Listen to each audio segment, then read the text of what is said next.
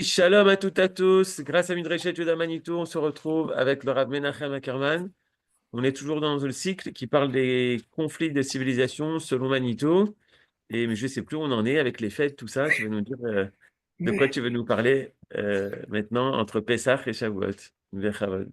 d'accord. La vérité, c'est que moi non Voilà. plus, je ne sais plus où j'en étais. J'ai été obligé de L'image de réécouter. Rav, elle est figée là, et toi, tu es entrecoupé quand tu parles, Johan. Ah, c'est-à-dire. Non, c'est c'est-à-dire également, comme je disais moi-même, j'étais obligé de réécouter le cours de la fois d'avant parce que c'était il y a tellement longtemps que j'ai un petit peu oublié. Je pense que pour vous aussi, c'est important. On fera un petit rappel, mais pas, bien entendu, on va pas répéter une deuxième fois le même cours. Et pour pouvoir continuer, et il est possible qu'aujourd'hui, on va terminer l'étude de ce sujet, il est possible que non, mais si c'est pas cet hymno, qu'un hymno machar azmochotaim, si c'est pas aujourd'hui, alors ce sera la semaine prochaine. Top.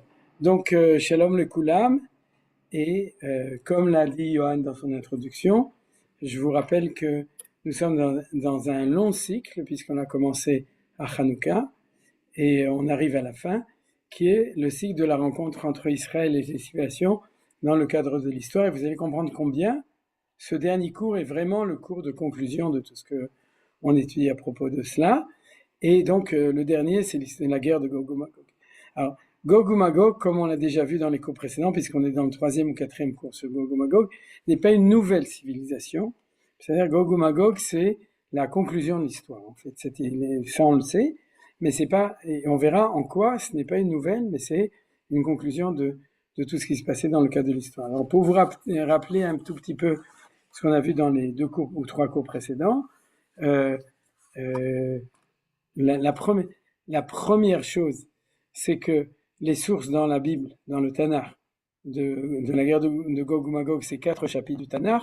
Yechezkiel, chapitre 32, chapitre 30, 38 et chapitre 39, et Zecharia, chapitre 14. Donc on a 4 chapitres dans le Tanakh qui parlent clairement, ou un petit peu moins clairement, mais en tout cas la tradition l'a expliqué, qui parlent de la guerre de Gog et Magog. Donc c'est quelque chose qui est évident, c'est quelque chose qui est connu.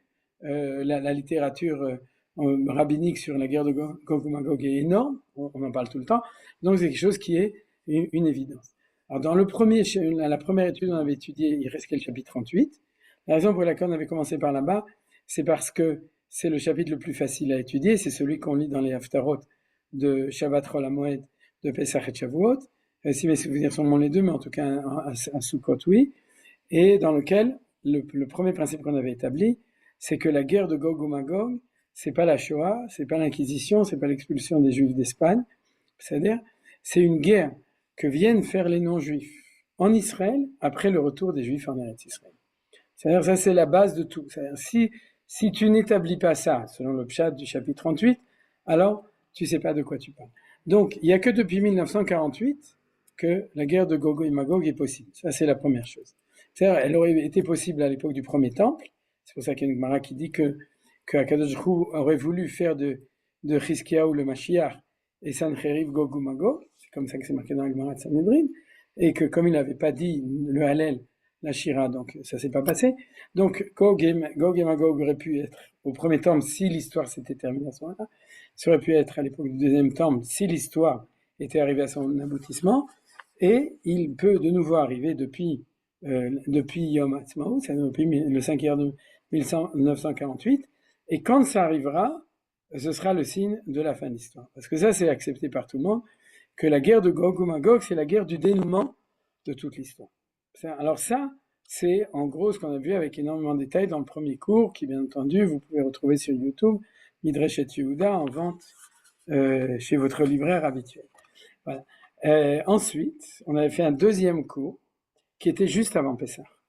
Et dans ce deuxième cours avant deuxième, et c'est celui qui a précédé celui qu'on va étudier aujourd'hui, c'était un cours où on a pratiquement vu, on n'a pas vu de texte de référence dans Ézéchiel, parce qu'on va, dans le principe, étudier en tout cas 2 chapitres. Aujourd'hui, on va étudier le chapitre 32, on avait étudié le chapitre 38, 39 si on a le temps, et dans Zecharia, on ne va pas l'étudier, Zecharia 14.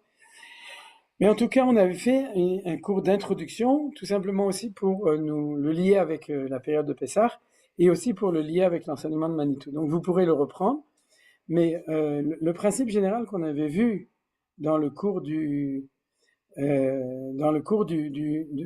donc qui était juste avant Pessah, c'est que la gématria de Gog ou Magog, c'est 70.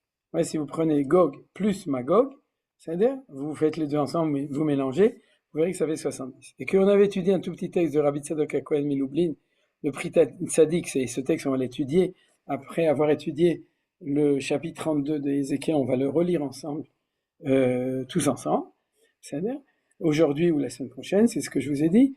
Mais en tout cas, dans cette ligne qu'on avait étudiée ensemble, on avait vu que la guerre de Gog et Magog, c'est la guerre mondiale, c'est une guerre mondiale, puisque c'est une guerre dans laquelle participent les 70 nations du monde. Ça, c'est la deuxième chose.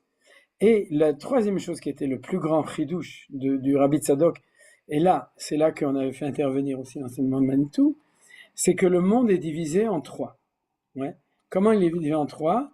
La gauche, la droite et le centre. Ouais, les centristes, les gauchistes et les droitistes. Alors, comment ça se passe? C'est comme ça. À la gauche, il y a 35 peuples. À la droite, il y a 35 peuples. Et puis, au centre, il y a Israël. C'est-à-dire, ça fait 71. Soit 35 plus 35 plus 1, ça fait 71. C'est le même chiffre que le Sanhedrin. Parce que le Sanhedrin n'avait pas 70 membres. Il avait 70 membres plus le Av Beddin, le Nessia Sanhedrin, c'est celui qui était au milieu, qui faisait l'équilibre entre tout. Et c'est Israël Asher Bechait Pa'er, c'est-à-dire celui qui fait l'harmonie, la tiferet entre les deux valeurs. On a vu ensuite quelque chose de très important, c'est que ces deux coalitions de droite et de gauche, dans tous les temps d'histoire, depuis le début de l'histoire, ils sont au niveau typique, celui à droite de Ishmaël et à gauche de Esav. Alors, ça a commencé quand? Ça a commencé avec les enfants de Abraham Avinu. C'est-à-dire, dès que Ishmaël et Esav apparaissent dans le monde, et que Israël aussi apparaît, tout d'abord c'est Abraham, ensuite c'est Israël, ensuite c'est Yaakov qui s'appelle Israël. Donc, on a ces trois acteurs. Ce que je vous avais rajouté en plus, dans une petite remarque en chemin, c'est que la liste des 70 nations, en tant que 70 nations, existe dans la Torah. Parce que vous savez qu'il y a une liste des 70 enfants de Yaakov qui sont descendus en Égypte, il y a une liste des 12 tribus, et vous me dites, tout le monde parle des 70 nations, 70, mais où ils sont marqués, ces 70 nations? Est-ce que c'est marqué dans le Midrash? Est-ce que c'est marqué dans la Torah? Est-ce que c'est marqué dans les Nevi'im? Est-ce que c'est marqué dans le Zohar? Ben, c'est marqué dans la Torah. Et où est-ce que c'est marqué? Le Gra a dit dans Parashat Noach. C'est-à-dire que quand on nous raconte tous les enfants de Shem, de Ham et de Yéfet, les trois enfants de Noach, si vous faites le compte de tous, je l'ai vérifié une fois, c'est l'enseignement du Gaon de Vilna, alors, pas dans le Collator, c'est marqué autre part, alors vous verrez qu'il y a 70 noms, parce qu'en fin de compte, c'est ça les 70 identités fondamentales de l'humanité. Alors ce qui est très beau, c'est que il y a trois identités fondamentales qui ont engendré tout ça, Shem, Ham et Yéfet. Ham, c'est Ishmaël, Yéfet, c'est Esav, c'est la droite et la gauche, et Shem, c'est nous qui sommes au milieu. Comme on dit aujourd'hui dans les manifestations, oui, Ata Arosh, Ata Shem. C'est-à-dire, donc c'est les trois. Donc même avant Abraham, Yitzhak et Yaakov, on va reconnaître ces trois options. Maintenant, dans le développement de l'histoire, alors ces trois options-là vont être toutes les nations du monde, mais il va apparaître plus ou moins de manière flagrante que quand on est à l'ONU, c'est-à-dire quelle que soit la manière dont les nations à l'ONU vont s'organiser, ouais, il y aura 35 nations qui seront du côté de l'Occident et 35 nations qui sont du côté de l'Orient. Alors vous êtes en train de vous dire oui, mais à l'ONU il y a plus d'États que 35, c'est pas un problème. Il n'y a pas plus que 70 types de nations fondamentales.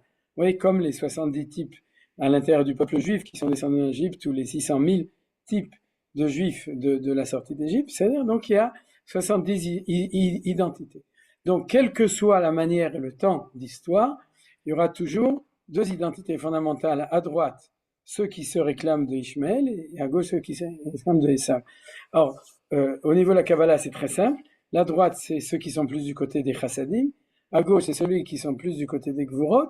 Et l'unité entre les deux possibles, c'est uniquement par Israël, qui est la possibilité de Tiferet. Donc, dès qu'on rentre dedans, on arrive mieux à comprendre pourquoi c'est organisé comme ça. Il faut arrêter de compter combien il y a d'États à l'ONU qui sont comme ça ou qui sont comme ça, parce que ça ne change pas beaucoup. Ce qui est sûr, c'est que, comme je vous avais dit dans l'introduction, et ce qui va faire la différence entre les deux blocs des nations, c'est pas les pays alignés ou non alignés, bien que ça apparemment ça ressemble, c'est pas le bloc communiste et le bloc capitaliste, c'est-à-dire, ou bien le bloc chinois, etc., d'accord, les pays du tiers-monde, c'est, en fait, et si on creuse plus profondément, il n'y a pas d'autre identité que la droite et la gauche, qui sont Chesed et Gvura, qui sont Ishmael et qui sont Esav, parce que c'est eux qui vont, dans leur nature, représenter à l'intérieur disons, des enfants des patriarches, qui vont représenter l'émergence de ces deux identités, donc ça apparaîtra tout le temps, et ça apparaît dans les 70 nations. Alors, après ça, ce qu'on a vu, c'est que ces 35 nations, 35 nations, eh bien, c'est deux blocs. Donc, c'est plus tellement important de savoir qu'il y en a 70. Ce qui est important, c'est de savoir qu'il y a deux blocs et que la guerre de Gog ou Magog, là, on passe de Rabbi Tzadok à Cohen Milublin qui le dit, mais celui qui le dit très clairement, c'est le Malbim. Et on va étudier aujourd'hui le texte avec le Malbim, Rabbi Meir Levouche Malbim, le commentaire du Malbim sur le Tanakh, du chapitre 32. Eh bien, il va nous dire que la guerre de Gog et Magog, et lui, il l'a écrit il y a 150 ans, et Don Yitzhak Abrabanel, il l'a écrit il y a 500 ans, c'est-à-dire cette interprétation qu'on prend, et qui me semble la plus claire, et on va voir pourquoi elle semble la plus claire dans le pshat des textes du chapitre 32, c'est que la guerre de dénouement de l'histoire, c'est la guerre entre Orient et Occident, entre la tendance Ishmael et la tendance Esav dans le monde. Et c'est ça, c'est là que va s'opérer le conflit terminal, conflit qui fera la fin de l'histoire. Ça, c'est très important parce que, comme je l'ai déjà dit, il s'avère que depuis quelques dizaines d'années, on se rend compte que, en potentiel, c'est un des plus grands conflits du monde.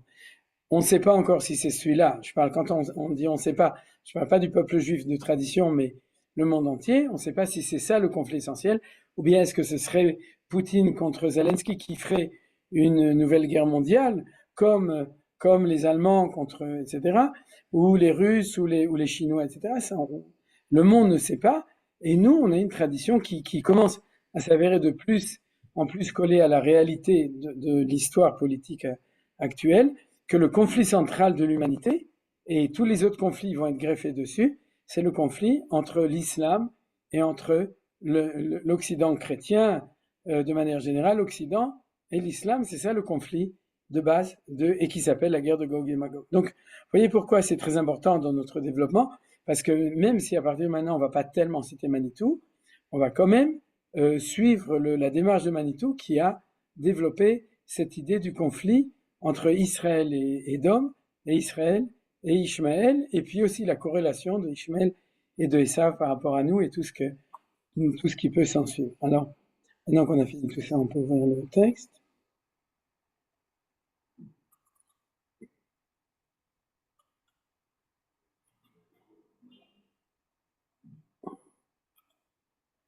Est-ce que vous voyez en grand? Oui, c'est bien. D'accord. Alors, tout d'abord, comme vous savez, la guerre est redéclarée, et on l'a vu hier avec les Houthim au Théman. Alors, les Nitzachon Tzvaïnu Tzvagan el Israël, שנזכה להשמיד, להרוג ולאבד ולשבר את כל אויבינו, לגרש את שונאינו מארץ קודשנו, לשוב לכבוש ולנחל בכל חבלי נחלתנו, לשמירה על כל חיילינו מכל צרה וצוקה ומכל פגרה, לרפואת הנפש ורפואת הגוף לכל הפצועים ולכל הנפגעים במלחמה, לפדיון כל החטופים והשבויים ובעזה ברחמים גדולים ושמירה עליהם, לנקמת דמם של כל החיילים הגיבורים שנפלו במלחמתנו ושל כל הנרצחים ובתוכם יוסף אבנר בן אלי ורחל דורן השם ייקום דמם, כי אתה אדוני הולך עמנו במלחמותינו לשנו ולהחיש גאולתנו כמו שכתבת בתורתך, כי אדוני אלוהיכם ההולך עמכם להילחם לכם, עם אויביכם להושיע אתכם, ונאמר אמן. טוב, בשורות טובות לעם ישראל. Donc, maintenant, on va étudier le chapitre 32 de Ézéchiel. Après cette introduction générale, on va pouvoir étudier le chapitre 32 d'Ézéchiel, qui est un chapitre qui est très nébuleux, très compliqué à comprendre. Tous les commentateurs le reconnaissent, On va voir qu'après cette introduction, les choses sont relativement, je ne parle pas dans les mots, mais dans la lecture globale du chapitre, les choses sont assez limpides. Alors, encore un des points qu'avait cité Rabbi Tzadok HaKohen Milublin et qu'on a vu la semaine dernière, c'est que quel est le terme essentiel pour caractériser Édom par rapport à Ishmaël et par rapport à nous? C'est le fait qu'ils sont Arélim, qu'ils sont incirconcis. C'est-à-dire, Arel, c'est Arel Ba'in, c'est quelqu'un qui ne fait pas la mila. Donc, le caractère, d'ailleurs on va voir qu'il est utilisé tout le temps dans ce chapitre, pour parler des nations qui sont du côté de l'Occident, c'est le fait que c'est des Arélim. Et donc, le côté, ça Rabbi Tzadok HaKohen l'avait dit, a fait remarquer que, contrairement à ça, Ishmaël, son mérite ou son caractère, c'est qu'il est nimol, c'est-à-dire qu'il fait aussi la Brit Mila. Alors, on avait expliqué dans le cours d'avant, d'après le Zohar que le Rabbi Tzadok HaKohen a cité, la différence entre la Mila d'Ishmaël et la Mila d'Israël, et quelle incidence cela a par rapport à leur droit sur Eretz Israël. Mais en tout cas, on va voir que dans le texte, c'est comme ça. Alors, qu'est-ce que va nous dire Rabbi le Malbim? Ce qu'il a déjà développé dans le chapitre 38, donc on l'a déjà appris, c'est que la coalition occidentale va venir dans la région d'Eretz Israël. C'est pas marqué exactement en Eretz Israël, mais va venir dans la région d'Eretz Israël. Et la coalition orientale, elle est déjà ici, mais elle va quand même venir pour s'approcher. Et puis, a priori, il y aura une coalition des deux contre nous. Et ensuite, ça c'est dans le chapitre 38, et ensuite ils vont se battre l'un contre l'autre, et ils vont s'entretuer. Et c'est comme ça que l'histoire va se terminer au niveau de la violence de l'histoire, parce qu'il y a toujours un espoir de tchouva, donc il y aura des rescapés, et des gens tzadikim qui vont faire tchouva, et chez Ishmaël, et chez Édom, c'est-à-dire du côté de l'Orient et de l'Occident, et donc ils seront sauvés, et parce que comme ils sont tzadikim, ils vont pouvoir participer au projet messianique. Mais en tout cas, sans rentrer dans ces détails qui ne sont pas marqués ici, où c'est un peu marqué, c'est-à-dire de manière générale, la prophétie de Gog et Magog, une prophétie très violente, mais contrairement à ce que tous les gens de faible nature pensent, ils sont très angoissés parce qu'ils pensent que ça va être une guerre où c'est le peuple juif qui va être décimé, c'est-à-dire, il faut savoir que c'est contre le texte. C'est-à-dire, tous les gens qui pensent que la guerre de Gog ou Magog, c'est une guerre où le peuple juif va être lui en danger, il va être en danger, mais uniquement en danger de peur. C'est marqué, on l'avait vu, et c'est-à-dire il y aura une grande peur, mais en fin de compte, le dénouement de l'histoire, c'est un dénouement qui s'appelle un dénouement juste, tzodek, et on le verra dans le chapitre 39. D'ailleurs, on a le dernier chapitre du chapitre 39, c'est la fin de toute la prophétie sur Gog ou Magog, et qui montre que ce sera un grand Kiddush Hashem. Et on verra comment c'est un Kiddush Hashem, mais en tout cas, le Kiddush Hashem, c'est que le peuple juif, lui, va être le vivant, plus que le survivant, on pourrait dire le vainqueur de cette guerre de Gog et Magog, et que ceux qui vont disparaître dedans, c'est les deux factions, c'est-à-dire l'Occident va tuer l'Orient, et l'Orient va tuer l'Occident, ils vont se trouver tous les deux détruits à ce moment-là. Voilà. Ça, c'est la description la plus brute de l'histoire de la guerre de Magog, mais là-dessus, il n'y a pas de discussion. Après ça, on peut discuter sur des détails de comment ça va se passer, etc. Mais là-dessus, si vous voulez, on pourrait dire que c'est un petit peu le consensus de cette histoire. Alors, on va lire le texte avec l'explication du Malbim, que bien entendu, je n'ai pas marqué, mais que je vous donne chaque fois qu'il y aura un petit peu un point qui sera un petit peu obscur et qui demandera une explication. Vaï, je lis en hébreu comme d'habitude, et bien que c'est de l'hébreu un petit peu difficile, alors je prendrai quelques mots en français, je vais quand même en hébreu. Vaï bishti esre, bachamisha asar lachodesh, aya dvar Adonai elai lemor. Donc, le mois de Hadar, non, bishme esre shana, c'était la 12e année de je ne sais plus qui, c'est-à-dire le 15 du mois, je ne me souviens plus non plus quel mois c'était, c'est marqué au début du Pérec, la parole de Dieu s'est adressée à moi, donc à Ézéchiel. Il lui dit comme ça. Alors, j'ai mis en titre Égypte, vous allez voir tout de suite. Ben Adam nehe alamon mitzrayim ve'oridu ota uvnot goyim a dirim el eretz tartiot et yordan. C'est-à-dire que Dieu dit à Yézéchiel, porte ta parole, oui, et une parole de lamentation, c'est bien marqué Néhi sur la multitude de l'Égypte et descend là parce qu'ils vont tous tomber dans un bord. Bord, c'est pas l'atome de bord, c'est qu'ils vont tous disparaître. C'est-à-dire ils vont passer dans l'atome, ils vont être détruits, elle et tous les Goïm Adirim qui vont avec elle, c'est-à-dire toutes les grandes nations puissantes qui vont avec elle. Alors, en fait, pour pouvoir lire les choses comme il faut, dans la suite de l'explication, c'est que jusqu'à maintenant, tout ce qu'on a tenu comme explication dans le chapitre, dans le cours d'avant, jusqu'à maintenant, c'est que la division des deux factions, Occident et Orient, est une division géopolitique. Vous êtes d'accord avec moi? C'est-à-dire, on le lit comme ça de notre temps. Il y a des nations qui sont du côté Orient et qui sont d'ailleurs qui ont une étendue énorme de terre et de population. C'est-à-dire, il y a tout d'abord, bien entendu, tous ceux qui sont musulmans et tous ceux qui vont avec eux. Et puis, de l'autre côté, il y a l'Occident, population, technologie, richesse, potentiel et terre. Et c'est comme ça qu'on a lu. Maintenant, le chidouche du Malbim, et qu'on va voir aussi dans le texte de Rabbi Tzadok après, c'est que, si vous voulez, on peut lire les choses de manière horizontale ou verticale. Je m'explique au niveau géographique ou au niveau historique. Vous vous souvenez qu'on avait étudié l'histoire géo. Quelle est la différence entre les deux?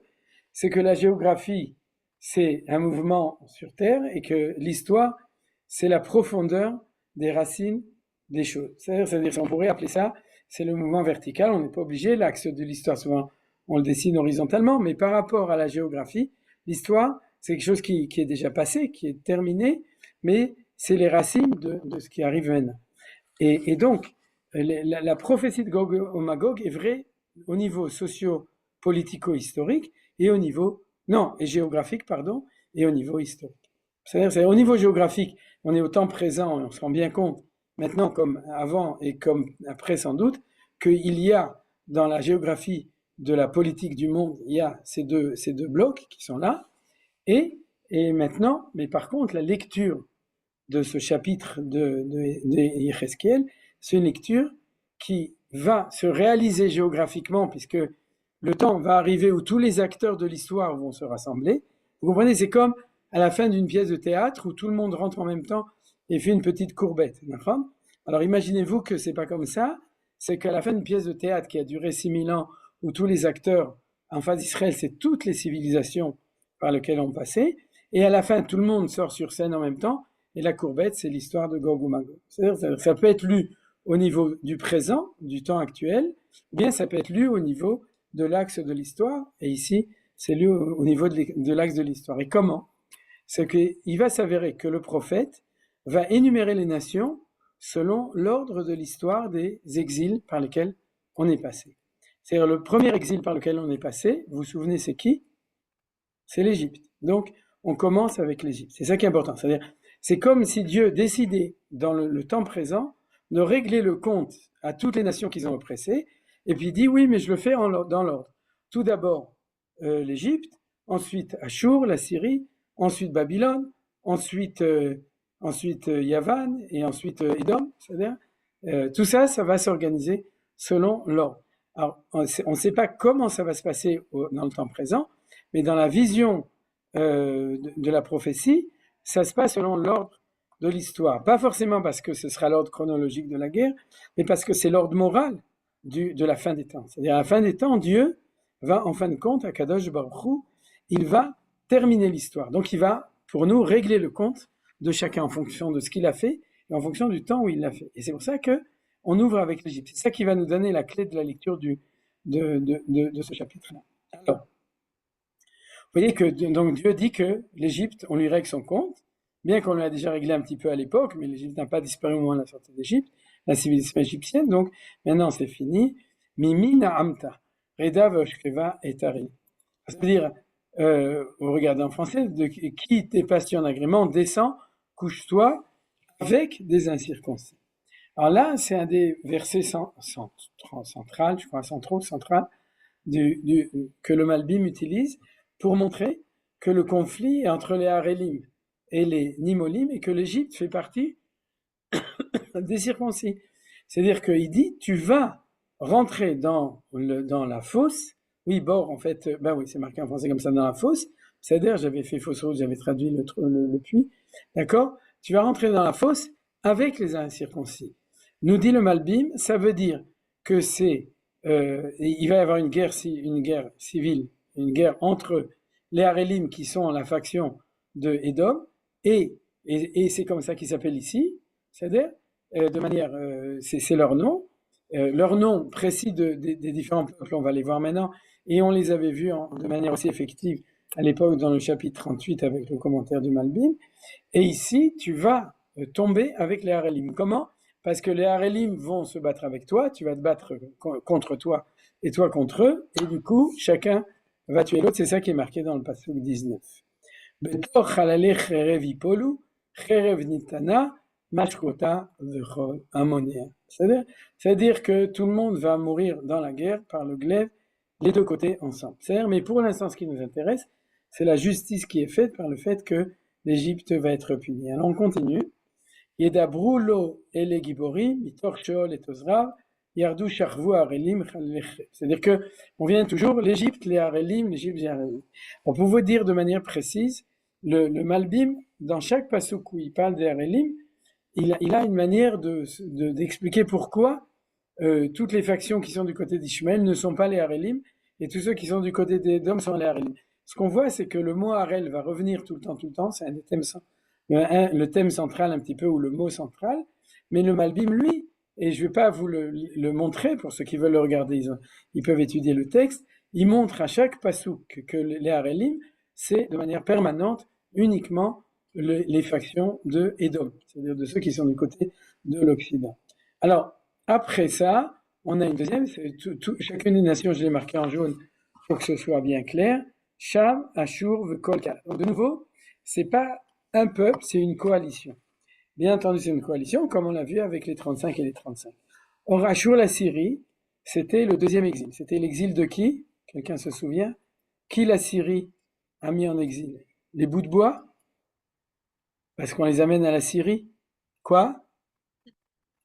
J'ai pas entendu, Les Youssef. 10 nations. Le royaume du Nord.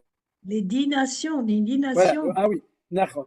Le royaume du Nord, c'est le Les Malchut 10 Israël. nations. C'est les 10. Ouais, non, pas les 10, les 10 tribus.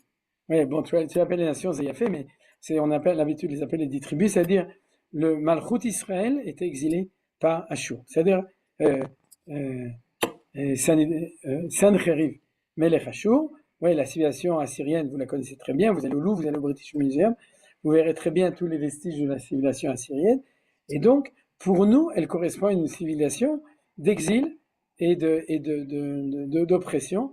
On n'a pas du tout parlé, Manitou, je ne connais pas de cours de Manitou sur les 10 tribus, et d'ailleurs parce que les 10 tribus, sur toute la Malchoute, puisque vous savez qu'ils ont aussi attaqué la Malchoute Yehuda, le royaume de Yehuda, et le royaume de Yehuda a été sauvé de manière miraculeuse, et c'est ce que j'ai dit tout à l'heure à propos de Chizkiyahu Amelech, puisque c'est comme ça qu'il a été sauvé de manière miraculeuse de la conquête des Assyriens. Mais par contre, du côté de Malchut d'Israël, le royaume d'Israël qui est le royaume du Nord, ils ont été conquis et aussi exilés jusqu'à aujourd'hui, parce que comme vous savez, on n'a pas encore réussi à ramener tout le monde depuis, sauf quelques Béné Ménaché, c'est-à-dire qui sont revenus d'Inde. Alors donc, on a ici le deuxième, et vous remarquez qu'on suit un ordre chronologique, et on va voir que ça continue comme ça, l'ordre chronologique de toutes les nations.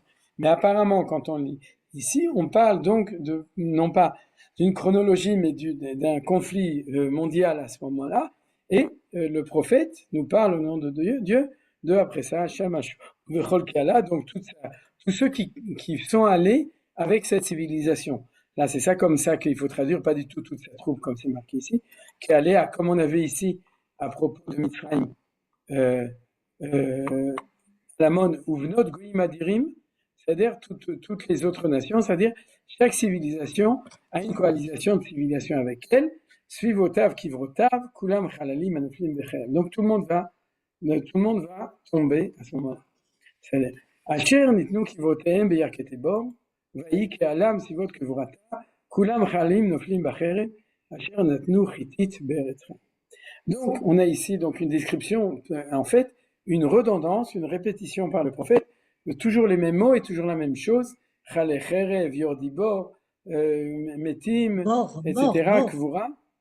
Non, voilà, horrible. c'est tous, voilà, c'est terrible, c'est vraiment une description absolument effroyable de tout ça. Mais donc on nous dit que l'Égypte va pas y échapper, Ashur va pas y échapper. Alors pourquoi j'ai mis ces mots en jaune? Parce que c'est un thème nouveau qui va apparaître jusqu'à la fin sur chacune des nations qui avaient porté la terreur au pays des vivants. Vous voyez, on peut le mettre aussi en français. La traduction est bonne. Les questions.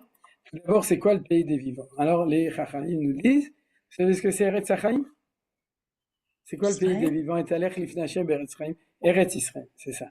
C'est marqué dans la Gemara que c'est le pays non seulement de la vie, mais aussi de la résurrection. Eretz Shemetea Chaim Techila. C'est-à-dire, c'est le pays qui a comme valeur de présence de Shrina, qu'il est capable non seulement de donner la vie, mais aussi de donner la Techiyat Ametim, la revie. C'est-à-dire de la capacité de revivre, la résurrection. Toda Rabba, merci. Merci. C'est-à-dire, donc, qu'est-ce qu'on reproche à cette nation de Ashur? Ils ont porté la terreur dans le pays de Chaim. Ça veut dire quoi? C'est-à-dire qu'ils ont conquis les Juifs en Eretz Israël et qu'ils les ont exilés après ça. Et pourquoi c'est intéressant? Cette expression qui va apparaître dans chacune des nations suivantes n'apparaît pas en Égypte. C'est-à-dire, pourquoi? Pourquoi elle n'apparaît pas en Égypte? parce qu'il nous a laissé partir. Question. Non, parce qu'on n'a jamais été conquis en Israël par l'Égypte. On est descendu en exil en Égypte et on était en exil en Égypte. Mais l'Égypte n'est pas venue nous chercher en Israël, nous détruire un temple et nous exiler. Vous comprenez? C'est une grande différence. C'est-à-dire le seul exil qui est l'exil comme fondamental, puisque c'est l'exil père ou mère, le prototype d'exil, c'est celui d'Égypte. Celui qui manque dedans, c'est cet acte de venir en Israël. Et c'est évident. Pourquoi c'est pas possible? Parce qu'on n'habitait pas en Israël en tant que nation. On aurait pu imaginer qu'ils seraient venus et qu'ils aient pris Yaakov et ses 70 enfants et qu'ils les aient amenés Beshalshelot Barzel avec des chaînes, des chaînes enchaînées en Égypte. Les Chachamim nous disent que ça aurait pu être possible, mais qu'on a eu un chesed grâce à Yosef Hatzadik et grâce à d'autres choses qu'on est descendu volontairement en Égypte. On n'a pas eu besoin de souffrir de cette chose-là. Mais en tout cas, ce qui est sûr, c'est qu'à partir de Ashur, on va voir ce phénomène-là d'un pays qui nous conquit, qui nous oppresse en Eretz Israël, et ensuite qui nous exile. Si vous prenez la malédiction de Kitavo ou de Bechukoté, vous verrez que l'essentiel du texte de la Kelala, elle est dans le phénomène de la conquête et de l'oppression du peuple juif quand il est encore sur sa terre. Donc, c'est ce qu'on a vu ici, Asher Natnu Chitit Be'eretz Chaim. Alors, on continue. Voilà, Babylone et Perse. Donc, vous voyez que ça suit le processus, puisque après Mitzrayim et Ashur, on a Babylone et on a Perse. Pourquoi est-ce qu'ils sont marqués ensemble? C'est une très bonne question, c'est intéressant, ça s'étudie, mais en tout cas, ce qui est sûr, c'est que Akadosh Baruch Hu, dans cette prophétie, va les mettre ensemble. Ce qui est sûr, c'est que dans les textes perses, par exemple, dans la déclaration de Cyrus, qui est au British Museum, vous savez, le Galil, qu'on appelle ça, je ne sais pas, le rouleau, voilà, le rouleau de la déclaration, il marque clairement qu'il se réclame des dieux et de la civilisation babylonienne. Et ce qui est sûr aussi, par exemple, c'est que Achashverosh, pour asseoir son autorité, il s'est marié avec qui? Avec Vashti, qui était la petite fille de Nebuchadnezzar. C'est-à-dire que pour justifier leur civilisation, Perse, ils se sont réclamés de la civilisation babylonienne. Il y a énormément de sources là-dessus, et dans Chazal, et dans les sources extérieures de l'archéologie, et de reconnaître ça. Donc il y a une certaine logique dans le fait, de même qu'on dit gréco-romain, vous êtes d'accord? C'est-à-dire qu'il y a une certaine continuité. De même, on pourrait dire perso-babylonien. C'est-à-dire c'est pas faux du tout de dire ça. D'ailleurs, au niveau géographique, il y a une certaine, bien que les Perses c'est les Iraniens et que les Babyloniens c'est les Irakiens et Iraniens c'est pas la même chose, mais il y a une proximité géographique et historique et culturelle qui explique cette chose-là. Alors, Sham, Elam, V'cholamona. Alors, Elam, c'est Babylone, aucun doute. Donc, vous voyez que la prophétie, elle suit son cours. Ce vivot que vous rata, de nouveau, ça y est, c'est la mort. Kulam halalim anuflim bacherev, asher yardu arelim et les restartim. C'est-à-dire que de nouveau, là, on voit qu'ils vont descendre ensemble avec la Harelim dans les restartim. C'est-à-dire, c'est une guerre mondiale où, je préfère pas parler de guerre nucléaire, parce que sinon, nous aussi, on risquerait d'être touchés, donc il n'y aura pas de guerre nucléaire. Mais en tout cas, ce qui aurait risqué d'être si les Japonais avaient répondu aux Alliés au moment d'Hiroshima, c'est-à-dire, ou bien lors de la guerre froide, c'est-à-dire c'est l'angoisse d'une autodestruction du monde qui vient de deux côtés. Alors comment ça se passera? On n'en sait rien d'ailleurs, on n'est pas futurologue, mais ce qui est clair, c'est pour ça que je l'ai marqué ici, c'est que on parle d'une guerre où se rencontrent toujours l'Orient et l'Occident, c'est-à-dire, et ici on a un nom précis pour chacun d'Orient, et de manière générale, les Occidentaux, c'est les Harélim. Et vous voyez qu'il y a de nouveau cette expression, Asher natnu hititam beretz chaim, va'asu klimatam el yordebor. Klimatam, c'est la honte, la honte pour tout ce qu'ils ont fait. Parce qu'un jour, quand ils seront punis, ils reconnaîtront que ce qu'ils ont fait au peuple juif, et peut-être aussi à d'autres nations, mais ce qu'ils nous ont fait à nous, ils ont de quoi avoir honte de leur cruauté et de leur méchanceté. C'est-à-dire de tout ce qu'ils ont fait. Donc c'est ce qu'on appelle la Kelima. Et là, on voit très bien qu'on parle de nations qui nous ont oppressés. Alors au niveau de Babylone, c'est clair, ceux qui ont détruit le temple et qui ont exilé le peuple d'Israël. Betoch halalim natnu mishkavla, bechol amona sevivota kevota. Vous voyez de nouveau Amona, la multitude, c'est parce que c'est une civilisation qui a tous les gens qui sont avec eux. Kulam harelim cherev.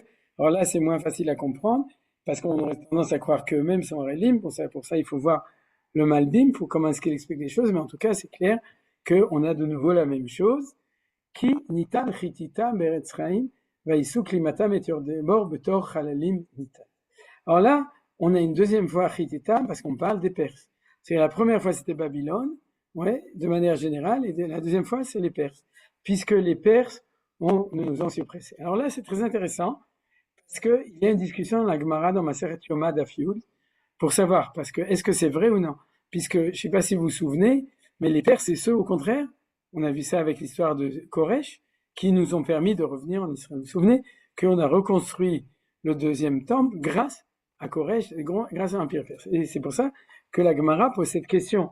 Est-ce que l'Empire perse a été complice de cette histoire-là de Chitita Beretz Chaim?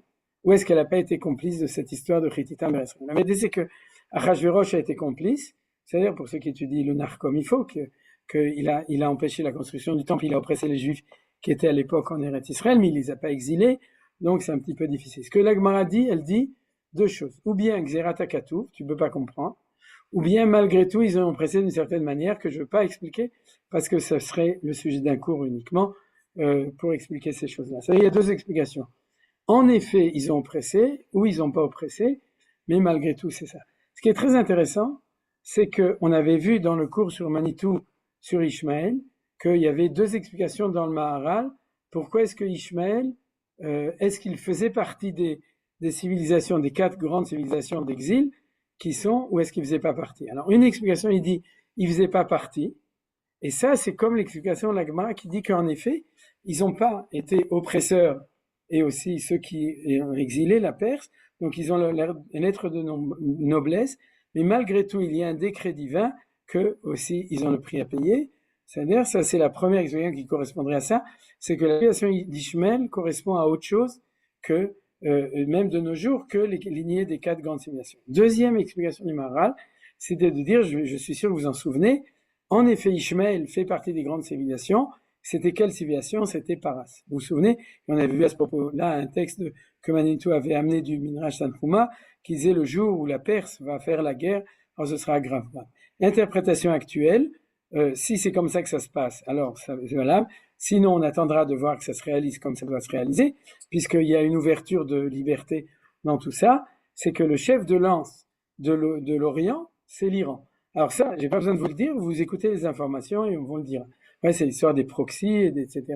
C'est-à-dire qu'actuellement, si l'histoire de Gog ou Magog arrivait selon, on pourrait dire, les données géopolitiques d'aujourd'hui, c'est-à-dire de ces dernières années, et surtout depuis la guerre de Simchat Torah, alors on serait convaincu que l'explication du Maharal qui disait que Ishmaël c'est la Perse est confirmée, et à ce moment-là, ça expliquerait pourquoi tout Ishmaël fera la guerre, mais et aussi tous leurs associés dans les 35 nations, mais celui qui dirigera tout ça, c'est les Perses. C'est ce qui se passe actuellement, et d'ailleurs ils ont une volonté absolument d'extermination de l'État d'Israël, comme vous le savez, Chas v'Shalom.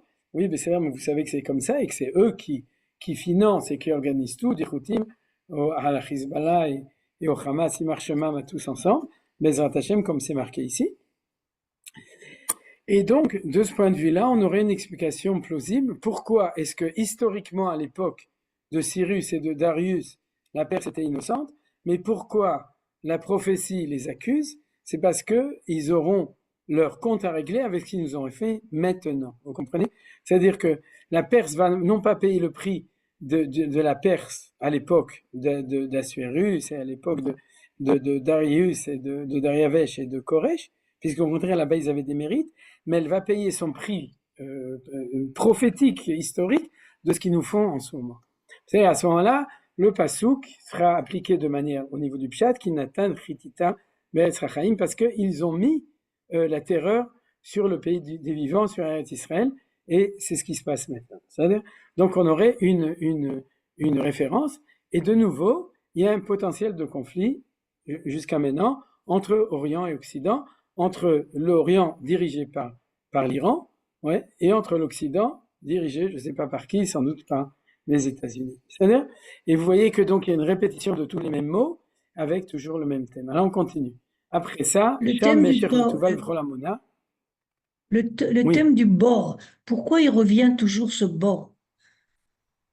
Oui, je ne sais pas, mais pour moi, le bord, c'est la tombe. C'est-à-dire, tu vois, c'est marqué c'est derrière tout la le tombe. temps ce qui revient, le bord, c'est drôle.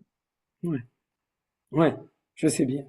Mais j'ai pas étudié le texte en ayant une réponse là-dessus. Pourquoi on dit pas kever? Bien que le mot kever est aussi utilisé plusieurs fois, mais tu as raison.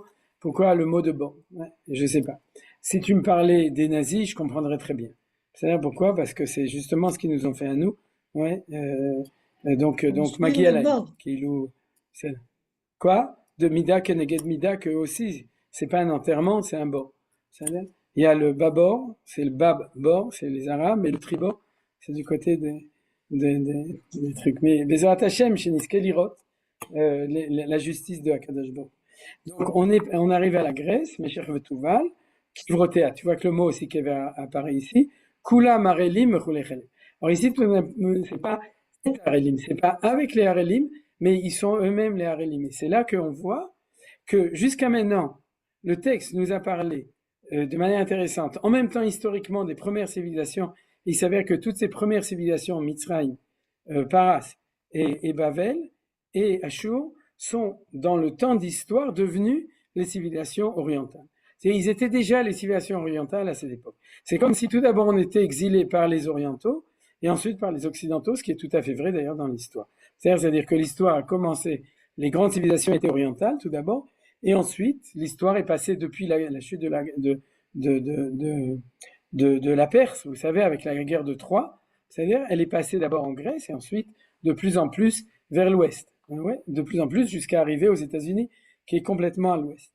Donc là, on a ça, et ici on nous décrit que le prophète nous dit, sache que maintenant on est passé du côté des Harelim, c'est-à-dire alors là, c'est très très beau parce que on sait très bien que les Grecs aussi, dans leur oppression, ils ont mis leur terreur sur Eretz Israël. Ok. Et ensuite, on passe directement à Édom, sans crier gare, parce que en effet, c'est la même coalition. C'est-à-dire, Yavan, Mesher Vetouval et Édom font partie de la coalition de gauche, celle qui est celle des Harelim, celle qui est de l'Occident. Velo ishkevu giborim, noflim me'harelim, asher yardu sheol bikli milchamtam, vayitmet charavotam tachat Hashem, vayit avonotam al atzmotam, ki chitit giborim be'eretz achad. Donc, vous voyez que c'est un texte obscur, mais au moins qui est répétitif. Et maintenant qu'on a donné la clé qui est très importante, que je vous donne moi, personnellement, même le Balbim, il n'a pas dit de manière aussi claire que comme je l'ai marqué au niveau de l'organisation des... Et c'est grâce au Rabbi Tzadok que j'ai vu les choses de cette manière-là, c'est-à-dire en même temps Malbim avec Rabbi Tzadok dans Prix Tzadik, ou un otage, je sais, dans Prix Tzadik. Donc, on voit ici exactement tout le temps la même description, c'est-à-dire chaque civilisation, ouais, on a ras le bord et on les envoie dans le bord, c'est-à-dire dans le kever, et kinatnu chititam be'eretz Achem. Alors là, il y a quelque chose de spécial, c'est Chitit Giborim.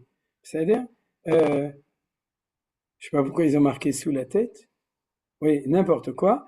Chitit Giborim, c'est qu'ils ont mis une terreur sur leur... Ah oui, c'est marqué, car la terreur des héros était. Or, jusqu'à maintenant, il y a marqué Chititam. Mais la notion de Gvura apparaît nouvellement du côté de Esav. C'est très simple. Tout d'abord, parce qu'on a vu que dans Alpi Kabbalah, le côté gauche est le côté de la Gvura. Et deuxièmement, parce que la puissance de Gvura pour faire du mal dans le monde, et surtout pour exterminer les Juifs, est arrivée à son apogée d'horreur dans la civilisation de Édom. Pas celle de Ishmaël, pas celle de Paras, pas celle de Ashur, pas celle de Mitzrayim, mais celle de Édom. Alors on peut réfléchir et savoir si c'est vrai, mais en fin de compte c'est vrai. Autant au moment de la destruction du deuxième temple, toutes les descriptions montrent que les Romains étaient les plus cruels de tous des plus cruels. Et maintenant qu'on est arrivé, même après la Shoah, on sait qu'il n'y a jamais eu de civilisation aussi coupable de cruauté que la civilisation de Édom. Donc c'est ça qui est marqué ici, qui chitit giborim be'atzachim. C'est-à-dire que leur oppression, c'est l'oppression du summum de l'oppression, puisqu'il y a le phénomène de Gvura qui est dedans. Maintenant, le Malbim va plus loin, parce que Vatei avonotam alatzmotam, c'est pas marqué chez les autres. Et il nous dit, ça veut dire quoi? Ne regardez pas la traduction, parce que je sais pas, j'ai pas vérifié si la traduction correspondait à ces explications. Il dit comme ça, normalement, alors ça c'est du futurisme, hein, mais Zebseder, on peut se permettre de le dire. Normalement, quand les gens meurent, la seule chose qui reste, c'est les os, les ossements. Vous êtes d'accord? C'est-à-dire que c'est tous les membres, même Chas Veshalom, quand il y a une destruction très très violente, sauf quand on brûle. Quand on brûle, même les os ils disparaissent, c'est-à-dire ils sont transformés ensemble, mais dans les autres formes de mort, normalement, il reste plus que les Atzamot. Atzamot et Veshot, Atzamot, c'est pour ça d'ailleurs qu'on enterre. Et il nous dit le Malbim, la faute de Esav est tellement grave que Dieu a décidé que Vatei avonotam alatzmotam qui seront éliminés jusqu'aux os. Pas seulement dans la chair et dans le sang, mais jusqu'au Atzamot. Et vous êtes d'accord avec moi qu'après la Shoah, on a le droit d'espérer que ça se réalisera. Parce que c'est la seule fois de l'histoire où de manière systématique, un peuple a décidé de faire disparaître jusqu'aux ossements de Ham Israël. C'est-à-dire qu'il ne reste rien de transformer en cendres. Donc, cette chose-là est terrible, n'a jamais existé de manière systématique. C'est vrai que le Hamas l'a fait, c'est vrai que ces choses-là se font dans le monde, c'est-à-dire, mais de décider d'une machine de destruction, de détruire un peuple, et qu'une fois qu'ils sont morts, on les enterre pas, il faut même brûler les ossements, c'est quelque chose qui n'a jamais existé. Et donc, Mida keneged Mida, oui, comme a dit hier Bibi, Ainaim neged tachat ain, et Shinaim tachat shen, c'est-à-dire que au niveau de la Mida keneged Mida, nous dit le Malbim qui a vécu avant la Shoah, bien avant la Shoah, il nous dit dans sa lecture que le prophète a annoncé que pour Édom, il y aura une punition toute spéciale qui est Vatei avonotam alatzmotam. Alors maintenant, on va terminer. Donc,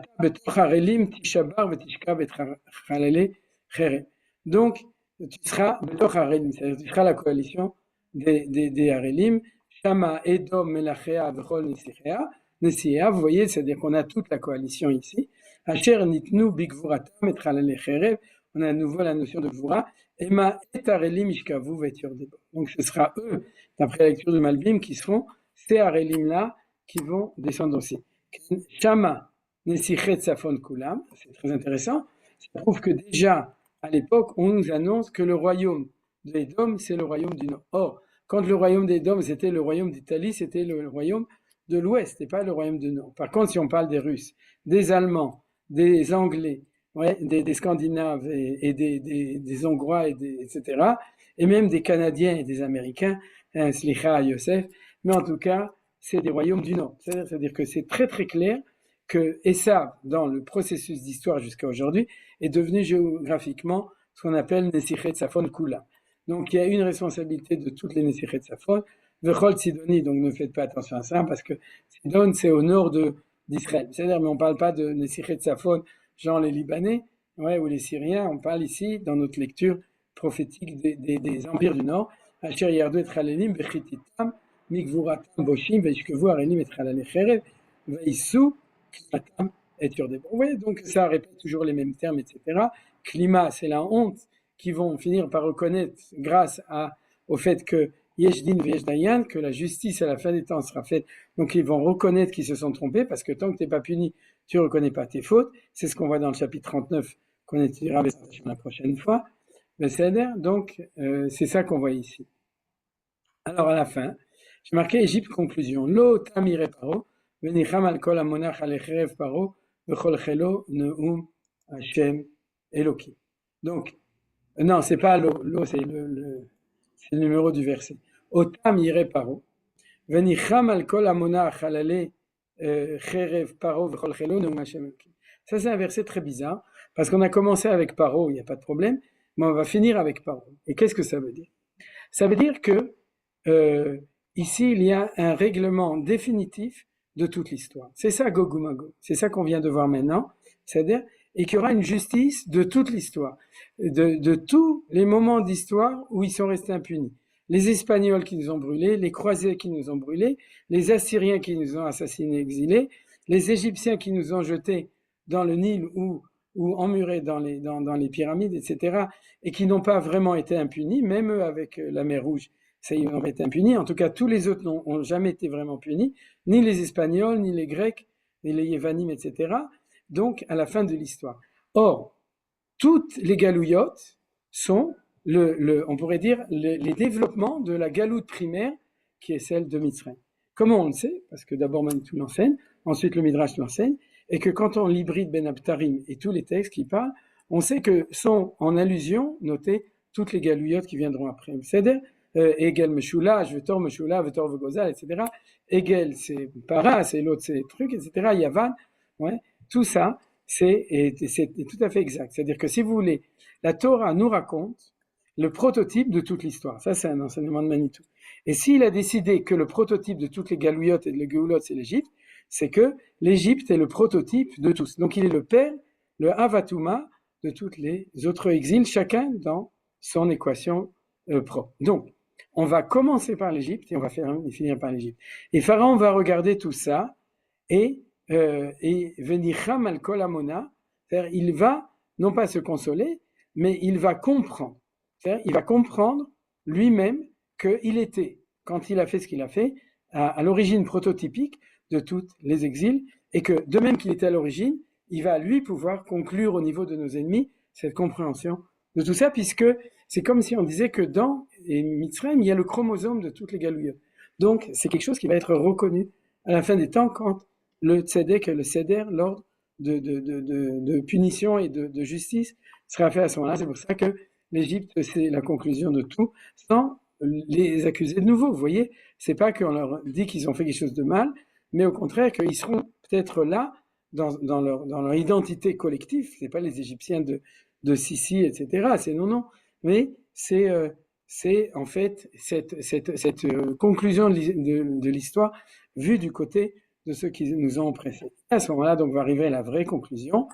Ki natati et chitito, chititi be'eretz chaim, ve'ushkav betoch harelim et chalecheref, paro v'chol amona neum, Adonai Elohim. Or ça, c'est le verset de qui on parle, ve'akadosh baruch hu. Vous vous souvenez, comme dans Chad Gadia, c'est dans à Pessah, c'est ve'uba akadosh baruch hu, ve'shachat la shochet, sheshachat le Torah, etc. C'est-à-dire qu'à la fin, et c'est pour ça qu'il y a un kriktiv. Vous voyez? C'est-à-dire, chitito, il y a marqué, mais en fait, le ktiv, c'est chititi. Pourquoi? Parce que c'est là qu'Akadosh Baruch Hu apparaît. Et qu'on montre que tout ce qui s'est passé, c'était toujours Meitoïd Barach. Et que celui qui est le plus puissant des plus puissants, et qui met sa puissance et non pas sa terreur, ouais? C'est-à-dire, mais il va mettre sa terreur au moment de Gog ou Magog sur toutes ces nations qui ont mis leur terreur. Or, comme ils viendront pour se battre dans notre terroir, c'est-à-dire faire la terreur dans le terroir, donc c'est pour ça que Dieu va apparaître comme celui qui fait la terreur en Eretz Israël. Non pas contre Am Israël, mais contre toutes ces nations. Et à ce moment-là apparaîtra la grandeur, comme on a vu, Vidgaldalti, Vidkadashti, la grandeur de Akadosh Baruch Hu dans le dénouement de l'histoire. À ce moment-là, Kinatati Trititi, c'est-à-dire c'est Chitito, puisque c'est lui qui est derrière tous les autres, ouais, qui était Chitito, mais parce qu'on se rendra compte que dans l'actif, qui est derrière le cri, le kéri, c'est la lecture, il y a écrit que c'est ce que tu croyais que c'était la terreur de celui-là, et la terreur de celui-là, et la terreur de celui-là, et la terreur de celui-là. D'ailleurs, tout cela, sans enlever leur responsabilité, c'était la Nagat Hashem, et qui va être, donc c'est Chititi, et ce sera Beretz Chaim. Vushka betor Harelim et Tralecherev. Donc, il y a les Chalalechelev, qui est l'Orient, et Harelim, et l'Occident. Paro v'cholamona, qui sont les Chalalechelev, Neum, Adonai Elohim, parole de Hashem Elokeinu, et Qu'est-ce que Hashem c'est Elohim, et c'est Riti? comme ça que c'est Qu'est-ce que c'est que ce mot Rititi? D'où vient ce euh, mot? c'est la terreur. Okay? Kilo yihat. Et la shoresh, le shoresh. Ah, pen yihatu Hein? libechem, etc. C'est hetta. Hetta, ça veut dire savoir très très peur. Okay? Peur? Reta. Oui, ouais. C'est un des mots. Il y a pahad, il y a ira, et il y a aussi Rata. pen yihatu oivav, yerivav, dans Teilim, il y a plein d'endroits. Je me souviens plus dans le Chumash où est-ce qu'il y a le mot. Parce qu'il est répété là. Oui, Reteti, oui, il est reteto. répété. Oui, mais c'est un mot qui est biblique C'est pas absolument traduit classique. de la même façon. La terreur multiple, multipliée, je sais pas. Non, non, mais parce que la crainte, ira, c'est la crainte. Pachad, c'est autre chose. Emma, c'est autre chose. Et Chita, oui, dans ce sens avec un tav et pas avec un tête. C'est-à-dire Chita, c'est la terreur. C'est-à-dire c'est plus que Pachad, plus que ira. Alors, comme Ben Yehuda l'a pas utilisé tellement, j'imagine que les poètes, etc., l'utilisent en hébreu moderne, mais c'est pas tellement. Pen Yechetu Yerivav, je me souviens, il y a plusieurs psukim dans Teilim qui utilisent aussi ce mot. Alors, comme le temps est terminé, donc le temps du limoud est terminé, ce qu'on a vu aujourd'hui, c'est quelque chose d'extraordinaire, puisque si vous le reprenez depuis le début, vous voyez que vous avez un Shulchan Aruch on pourrait dire, ou une précision de la prophétie. Et qu'est-ce qu'il y a dans cette prophétie d'extraordinaire? C'est comme j'ai dit tout à l'heure, vous avez la géopolitique et l'historique. Et c'est le jour où il y aura Gog ou Magog, c'est le jour où la géopolitique va se réconcilier avec l'historique. C'est-à-dire qu'il y aura une conclusion de l'histoire dans le sens où il y aura une conclusion de toute cette histoire qui, comme on l'avait vu avec Manitou, c'est l'histoire de la rencontre entre les civilisations et Israël, qui aurait pu être dans la fertilisation des civilisations et qui a souvent été, mais qui se termine toujours en catastrophe. Et à cause de cette catastrophe, il y a une souffrance d'Israël, et puis ensuite il y a un compte à rendre de toutes ces nations. Et comme Dieu, dans cette compréhension des choses, il est Erech Hapaim, c'est-à-dire qu'il a une longue magnanimité, c'est une longue patience, magnanime, oui, magnanimité, non, pas non plus, c'est-à-dire Erech Hapaim, une longue gentillesse, une longue patience. Donc, le compte de toutes les nations se fait de manière véritable à la fin de l'histoire. Et c'est ça ce qu'on a vu aujourd'hui, Gog ou Magog. Combien de temps ça va durer? Eli Moussa, que c'est pas marqué là-bas. C'est-à-dire, je crois qu'il y a un texte où il parle un petit peu de la fin de Gog ou Magog. Il y a 6 mois où on nettoie tout. Mais il n'y a pas marqué combien de temps la guerre elle-même elle va durer. Est-ce que ça va durer 1 heure, 1 semaine, 1 an ou 10 ans? Dans les Midrashim peut-être. Mais dans le texte, si mes souvenirs sont bons, il n'y a pas d'indication précise sur le temps de la guerre ou Magog ou des différentes, puisqu'on a vu qu'il y avait, d'après le Malbim, trois épisodes de cette guerre-là. Donc, en tout cas, ça peut durer un petit peu longtemps en termes d'années, pas en termes de dizaines ou centaines d'années. En termes d'années, c'est tout à fait possible. Et ce qui est important pour nous, parce que de nouveau, on n'est pas dans le futurisme ou dans les trucs pour dire faites tchouva, parce que, bien entendu, que tout le monde fasse tchouva, parce que bientôt ça va être Gog ou Magog, ou c'est Gog ou Magog, et sinon, alors le bon Dieu va s'énerver contre vous.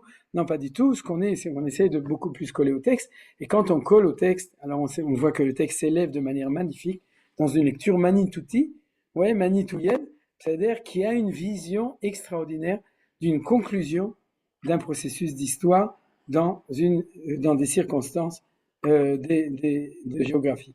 Alors, je vois qu'il y a Madame Seban qui s'inquiète, les Juifs qui ne sont pas en Israël. Alors, la vérité, j'en sais rien. Mais en tout cas, une fois, pendant la guerre de 73, et Manitou, il avait un grand ami qui l'appelait et qui lui a dit « On s'inquiète beaucoup pour vous ». Et Manitou lui a répondu « Nous aussi, on s'inquiète beaucoup pour vous ». Un ami qui n'habitait pas en Israël. Donc, je vais dire la même chose. Baruch Hashem, les Juifs qui sont pas encore arrivés en Israël, ils s'inquiètent pour nous et on les remercie. Mais la vérité, c'est que profondément, nous aussi, on s'inquiète pour eux et Bezrat Hashem, ils vont tous venir bientôt en Israël, Vatzion Goel Shevet Pesha B'Yaakov, et donc ils seront en sécurité parce qu'il y a vraiment aucune promesse qu'en dehors des Israël, dans la guerre de Gog ou Magog, les Juifs ils seront en sécurité. J'ai pas dit qu'ils seront en danger, mais il n'y a pas de promesse qu'ils seront en sécurité, contrairement aux Juifs d'Eretz Israël, comme on l'a vu dans le chapitre 38, vous le relirez, où il y a marqué qu'il y aura une grande frayeur, mais que sauf nous, on s'en sortira très bien, parce qu'on est le peuple saint, donc on sera non seulement saint, mais sauf aussi, et aussi, et que les autres, ce sera sauf qui peut, et aussi, route sauf, ouais, ce sera la fin, c'est-à-dire Bezrat Hashem. Donc, c'est une bonne manière de terminer si vous avez des questions. Oui, Annette. Annette, tu vas commencer comme d'habitude. Est-ce que je peux poser une question ? Je suis obsédée par les mots. Moi, je suis très, très, très attachée aux mots. Le bord, il revient plusieurs fois, c'est très intéressant. Ouais. Donc, en fait, ils sont sous la terre, enfin, ils retombent. Mais avec Édom, que vous venez de citer, ce sera la grande cruauté. Il n'y a pas écrit bord, il y a écrit Shaol. Mazé Shaol. Ah, c'est l'enfer. C'est le seul endroit où il y a écrit l'enfer, parce que oui, Sheol, c'est l'enfer. Nahon. J'ai pas fait attention.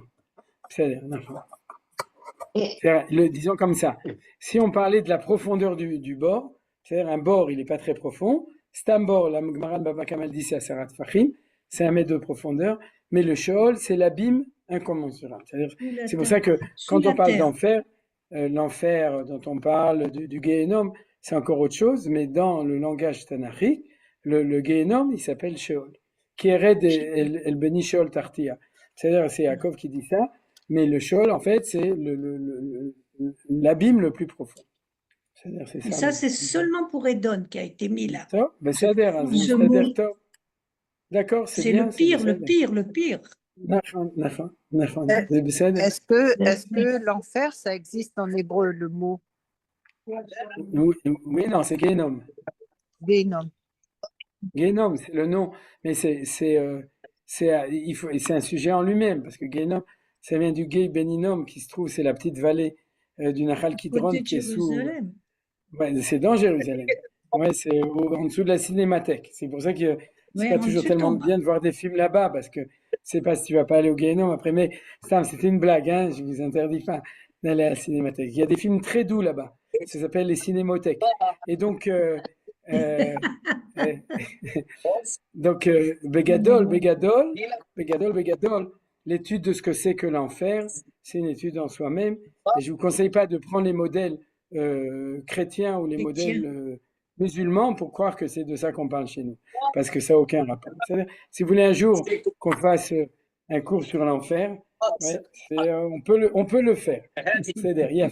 Alors, je crois qu'il y a Alain qui veut demander quelque chose. C'est vrai, on est toujours très tenté d'essayer de rapprocher à l'actualité ou de voir dans l'actualité l'avènement ou la réalisation des prophéties, mais on dit aussi Enba Alanes Makir Benisso. Concernant Gog ou Magog, vous disiez que... Non, on ne t'entend plus. Alain, on a arrêté de t'entendre. Voilà, on m'entend là? Oui. On disait chaque oppresseur va être puni de la manière dont il a opprimé Israël. Est-ce que, par exemple, quand on voit les incendies au Portugal et en Espagne, c'est les bûchers de l'Inquisition qui se retournent contre eux? Ou est-ce que c'est trop facile? Enfin, comment est-ce qu'on peut essayer de se raccrocher à quelque chose, ou c'est complètement vain d'essayer de voir dans l'actualité des concrétisations des prophéties? Oui. Alors, la réponse, elle est classique. C'est-à-dire de se croire comme porte-parole de Dieu pour dire c'est arrivé parce que, qui tu es ou qui je suis moi, pour dire ces choses-là de cette manière-là. Mais par contre, de dire de manière globale que puisque c'est clair qu'on est dans le temps du règlement du compte, puisque la 3e temple, le retour à Tzion, c'est en même temps, on pourrait dire, le bilan de toute l'histoire de toute façon, le bilan positif d'ailleurs des nations aussi, c'est-à-dire qu'il y a un bilan positif.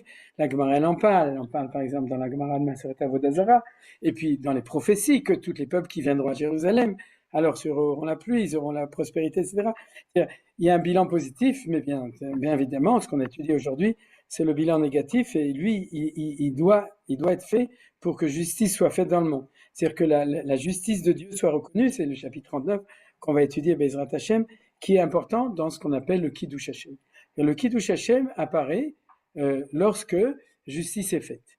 C'est-à-dire, et ça, alors de ce point de vue-là, même si, disons comme ça, que la guerre de Gog ou Magog, ça va être dans 50 ans, je dis un nombre n'importe lequel, hein, c'est-à-dire qu'on n'est pas encore arrivé, et c'est tout à fait légitime ce que tu dis, de dire que depuis qu'on est revenu en Israël, le bilan se fait, et donc ils doivent se faire de la bile.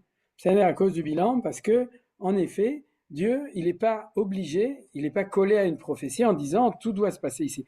La preuve, par exemple, c'est quand il y avait la Kriyat Yam-Souf et que les Égyptiens, ils étaient extrêmement cool dans la mer Rouge, c'est-à-dire, il est marqué dans le Midrash qu'Hachem Milcham Lehem Bemitzrayim, que pendant que les Égyptiens, l'armée coulait en Égypte, dans la mer Rouge, les Égyptiens étaient en train d'être punis en Égypte. C'est-à-dire que de ce point de vue-là, c'est un peu lié avec le risque de ne pas être en Israël pour les Juifs en dehors d'Israël. Il est tout à fait plausible que quand il y aura ce dénouement fantastique au Moyen-Orient, c'est-à-dire ici, il y aura en même temps dans les différents pays des choses qui se passeront là-bas, c'est-à-dire, et donc il y a toujours eu des tremblements de terre, des inondations, donc le sceptique peut dire ben, tout ça c'est la statistique, ça arrive mais il y en a eu, etc. Mais c'est quand même assez impressionnant ce qui se passe depuis ces dernières années, le Covid, tout ce que tu nous as cité, etc. Moi ce que j'ai beaucoup aimé, c'est que il ne faut pas oublier que les Yéménites n'ont jamais été gentils avec les Juifs. Vous savez, il leur a fait plein de tsarot. Et la capitale du Yémen, c'est Tsana. Et de voir que hier, on a tout cassé à Tsana, je me suis dit, ça c'est génial. On a commencé à régler le compte aux Yéménites sur toutes les méchancetés qu'ils ont fait à nos frères, les Théimanim, qui étaient là-bas. Donc, je dis ça un petit peu en rigolant, sans rigoler, parce que jusqu'à maintenant, pour moi, Tsana, c'était la capitale du Yémen, où ont été écrits tous les Sfarim des Tzadikim qui étaient au Yémen. C'est-à-dire, mais Baruch Hashem, aujourd'hui, on se rend compte aussi qu'il y a aussi ça. C'est-à-dire, bien entendu, ce qu'elle dit, c'est que c'est aussi, comme tu dis, c'est non seulement des punitions, mais toutes les punitions, comme les makot, c'est l'occasion de tchouva. Et là, je suis tout à fait d'accord. C'est-à-dire que puisque c'est un phénomène, on pourrait dire, d'un temps d'histoire, qui est le temps du retour, alors il y a les deux côtés. C'est aussi l'occasion pour eux de faire tchouva, de se rendre compte, etc. Même Gog ou Magog, c'est une occasion de tchouva, c'est marqué après. C'est-à-dire que ceux qui resteront, on en a vu même avec Paro, qui va donner une conclusion des choses. C'est-à-dire que c'est pas parce qu'il va y avoir ça que l'ensemble des goïms vont tous disparaître. C'est faux. C'est-à-dire qu'il y aura une grande punition qui sera dans la proportion de justice par rapport à ce qui a été fait, mais ce sera aussi une occasion de tchouva, et kol sheken ce qui arrive de notre temps. Toda rabba pour la question. Non, tsana, c'est la tzniout. C'est avec un tzadik. Tsana'a. Je parle d'Abim. Oui, mais toi tu dis sana'a, mais c'est un tzadik. C'est un tzadik, c'est tsana'a. Et c'est pour ça que les juifs yéménites, ils sont tsnouim, parce qu'ils viennent de tsana'a. Tov. Ouais. Tov. Encore une remarque, oui. Ah, Annette, encore une fois. Moi, j'arrête pas de parler parce que c'est un cours qui amène beaucoup d'idées. Et pourquoi cette histoire que ça commence par l'Égypte et alors maintenant ça finira par l'Égypte? C'est comme si maintenant l'Égypte, elle a fait le cercle tout de tous nos ennemis et de tous nos malheurs et tout ce qui s'est passé dans le monde entier. Oui, c'est ce que j'ai dit. On part de l'Égypte et on revient en Égypte. Mais c'est ce que j'ai dit à la fin du cours. C'est ce que Hein? je dis à la fin du cours, c'est qu'il y a au-delà des Égyptiens, du Caire, etc. C'est-à-dire, il y a le prototype de Galout Géoula dans la Torah, et la Torah, c'est l'éternité qui est dans un certain temps, c'est celui-là, je dirais, c'est de la même essence que le fait que la Torah était donnée dans un temps où celui qui l'a donné, c'est Moshe, et tous les Chachamim qui viennent après Moshe sont des étincelles, 600 000 étincelles de la vertu de Moshe, de la grandeur de Moshe. Et la Torah ne peut pas être donnée par quelqu'un d'autre que Moshe parce que c'était the right man in the right place au niveau d'un temps d'histoire qui est le temps de l'éternité, qui est celui de la Torah Gdosha, des Chamishah Chumshe Torah. Alors si c'est vrai pour Moshe et que Moshe est sorti des eaux de l'Égypte, donc c'est l'Égypte qui est dans l'autre sens, qui est le prototype, non pas revenir, qui est le prototype global de toute l'histoire. C'est comme une espèce de prototype. Alors on le comprendra à la fin. Pour l'instant, on ne le comprend pas. C'est surtout pas, comme j'ai dit, l'Égypte de Assisi. C'est-à-dire, c'est pas du tout ça. C'est un concept général, de même qu'on connaît le concept général de la Torah, de Ham Israël, etc. Et C'est-à-dire, c'est eux qui refusent de prendre tous ces réfugiés qui voudraient bien aller en Égypte. À 5 minutes de là, ils sont chez eux. voilà, Ils alors veulent pas. peut-être que c'est par là que va commencer le règlement de compte avec eux. D'accord. Quand le Messie va venir, il va s'occuper d'Assisi. C'est-à-dire, Tov. Moi, je voulais poser une question depuis Oui. longtemps. Est-ce que ce serait possible de revenir sur le dernier passouk? Parce que là, à la lecture que j'en ai faite, c'est écrit que finalement la terreur sera sur Israël et ils tomberont, etc. On a l'impression qu'il arrivera à Israël ce qui est arrivé aux autres. C'est Ah ouais, assez, justement, assez c'est pour ça difficile à comprendre. Nelly, c'est pour ça qu'il faut étudier avec les Mefarshim. Parce que sinon, de tout le Pérec est incompréhensible. Et là, il y a d'abord Neum Hashem Elohim, et puis il y a le crictif Chititi, et non pas Chitito. C'est-à-dire, c'est ça qui est important. Chititi, c'est Dieu qui parle dans tout ce chapitre. C'est-à-dire, alors que jusqu'à maintenant, c'était Chititam ou Chitito. C'est-à-dire, c'était de toutes ces nations. Ici, c'est Neum Hashem Elohim, parole de Dieu, qui parle de sa propre terre. Alors, de nouveau, si on n'avait pas étudié le Malbim, on aurait dit que Dieu, à la fin, va une terreur sur le peuple juif. Mais ça, il n'y a que les Haridim qui peuvent dire une chose comme ça. Parce Ouais, qu'ils mais sont c'est obsédés par la écrit comme- Haridi ou par la terreur. C'est C'est-à-dire- pas écrit comme ça, si on peut revoir le passouk, c'est Non, écrit. non, La parce qu'il faut terreur que va tu- tomber sur Israël et ils vont tomber Non, dans non, le bord et pareil. Non, c'est pour ça que je l'explique comme je l'expliquais. Et Ouais, je sais. mon occupation est légitime. Et il faut que tu regardes les commentaires pour voir que j'ai raison. C'est bien? Ok. Ben, c'est bien. On continue. Je crois que. Qu'est-ce qu'il veut Roselyne? Elle voulait dire quelque chose. Non, elle veut plus dire. Si? Alors, כמה פעמים יביא marqué ערלים, גם באשור וגם בפרס, אבל עכשיו, les Iraniens, les Turcs, ils sont pas ערלים. D'accord. Alors ça c'est l'expression du Malbim qui explique que les Harelim c'est toujours Édom et que le dénouement se fait par une guerre de l'un contre l'autre dans laquelle ils s'entretuent. Et donc il est marqué là-bas Harelim, c'est qu'ils vont tomber ensemble. C'est-à-dire qu'aucun des deux ne va gagner la guerre. C'est-à-dire il y a toujours les Harelim par rapport à eux. C'est-à-dire Par rapport à eux. D'accord. Parce que de nouveau une blague que j'ai déjà fait la semaine dernière, ouais, les musulmans de certaine manière ils acceptent la loi de la Torah. Mais par contre, les chrétiens et les occidentaux, ils n'acceptent pas. Ils sont dans la Orla loi. C'est-à-dire, c'est pour ça qu'ils sont Harelim. Ok, d'accord. Ok, mais c'est-à-dire, qu'est-ce qui va encore dire quelque chose sinon on s'arrête là? Je crois qu'il sait. Le fait que le règlement de compte arrive en fin de millénaire, est-ce qu'il n'apparaît pas en filigrane le fait qu'il y aura encore un millénaire, mais sans ennemis, sans... Non, rien du tout ça. Il n'y a aucune source sur ce que tu dis. C'est-à-dire, quand c'est arrivé, c'est arrivé. Ce qu'on étudie dans le Collator. Que quand le temps est arrivé, il arrive de plus en plus vite, il n'y a pas de millénaire.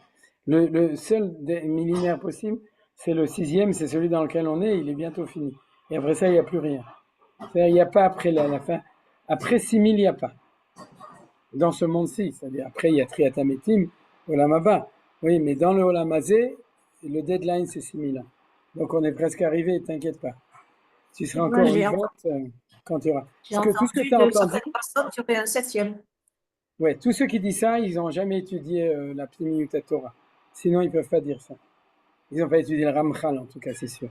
C'est-à-dire, tous ceux qui ont étudié le Ramchal confirmeront ce que je suis en train de dire, n'est-ce pas, Yosef? C'est-à-dire qu'il n'y a pas de 7e millénaire dans Olam Hazé. C'est-à-dire, vas-y, Yosef, tu voulais dire quelque chose? Oui, simplement la référence dans Chitat, c'est dans l'histoire de Dina. Ah, Nachon, Vechitat Elokim al kol ha'ir velo ratfu achrei bnei Yaakov, chazak ubaruch. Donc c'est un verset mefourage dans la Torah. Mais je crois que c'est le seul dans la Torah. C'est lorsque Yaakov, quand les fils de Yaakov ont tué les enfants de Shrem, les gens de Shrem, alors ils doivent fuir. Et ils ont été sauvés parce que Dieu a mis une terreur sur toutes les nations qui étaient autour, qui auraient voulu exterminer Yaakov et sa famille. Et marqué Vechitat Elohim al ken velo ratfu achrei bnei Yaakov, et du coup ils n'ont pas poursuivi les enfants de Yaakov. Donc c'est l'endroit net où c'est marqué mefourage en la Torah. Toda rabba, chazak ubaruch. Alors Shabbat Shalom à tout le monde. Nizke lirot bishuot gdolot, וישועות ונחמות. אמן, אמן, אמן. תודה רבה, שבת שלום. שבת שלום. וואי, וואי, וואי.